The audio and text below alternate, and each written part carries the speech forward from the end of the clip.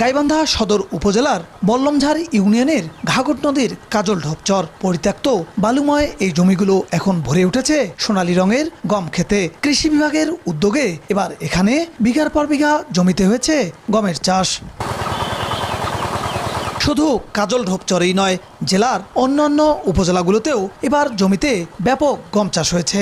মাঠ থেকে গম কাটতে এখন ব্যস্ত সময় পার করছেন কৃষকরা। ধানের তুলনায় কম খরচে অধিক ভালো ফলন ও গম চাষে সার সেচ সহ অন্যান্য খরচ কম হওয়ায় আগ্রহ বেড়েছে কৃষকদের। অনুকূল আবহাওয়া ও কৃষি বিভাগের সার্বিক সহায়তায় ভালো ফলন পাওয়ায় আশাবাদী হয়ে উঠেছে কৃষকরা। এতে করে জেলায় আবারও গম চাষের নতুন করে সম্ভাবনা তৈরি হয়েছে।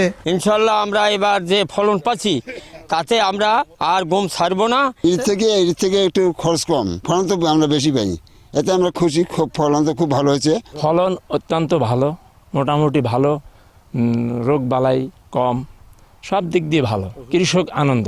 দেশে গমের ব্যাপক চাহিদা থাকায় আমদানির উপর নির্ভরতা কমানো এবং জেলার বিস্তীর্ণ অনাবাদি জমি কাজে লাগাতেই এমন উদ্যোগ নিয়েছে কৃষি বিভাগ।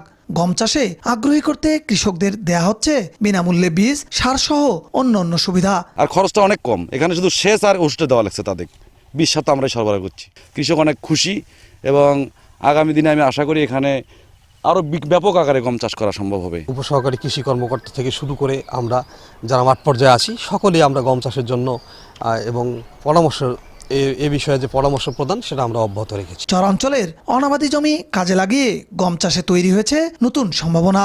এতে যেমন বাড়ছে অতিরিক্ত ফসল উৎপাদন, তেমনই বাড়ছে কৃষকদের আয়। চলতি মৌসুমে ৩,২৭৮ হেক্টর জমিতে গমের চাষ হয়েছে।